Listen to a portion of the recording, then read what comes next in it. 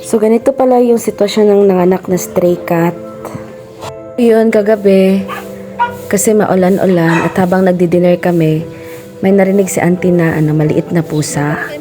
So without a second thought, in-expect ko na yung pinapakain namin na buntis na stray cat. Ayun, kaya chinek namin siya and hindi nga talaga ako nagkamali at yun nga talaga siya. Nanganak na pala siya ng isang napakaliit na kuting. Sobrang kawawa kasi yung kuting niya, nabalot siya ng buhangin.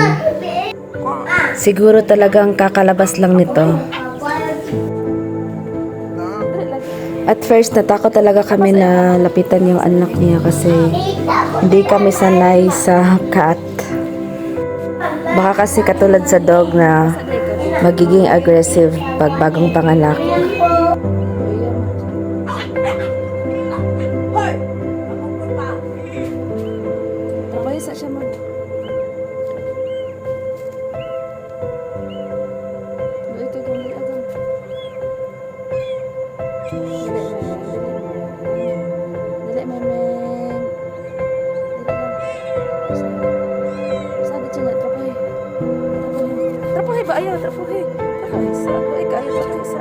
Ayan, nabalot siya ng buhangin kasi parang basa pa siya.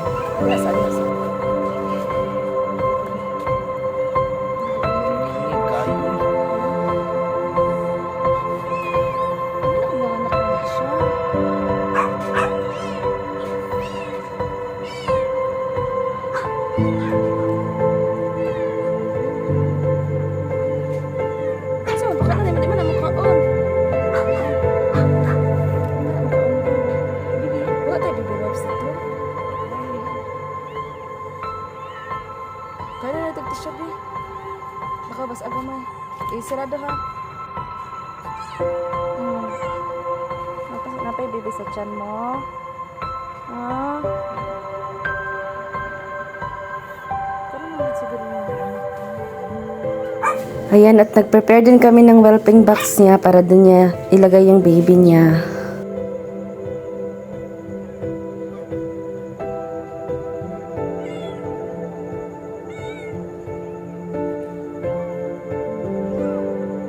Tissue, batay, basa tubig.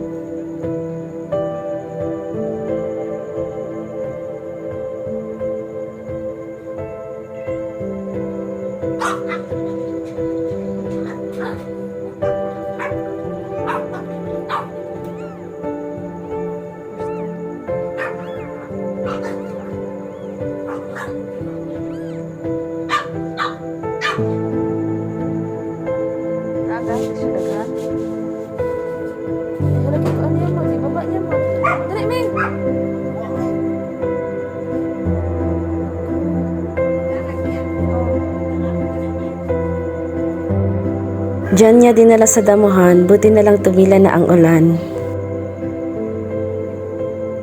Hinayaan na lang din namin kasi normal lang din naman talaga sa cat, sa mama cat na maging protective sa anak nila. Box dito, may.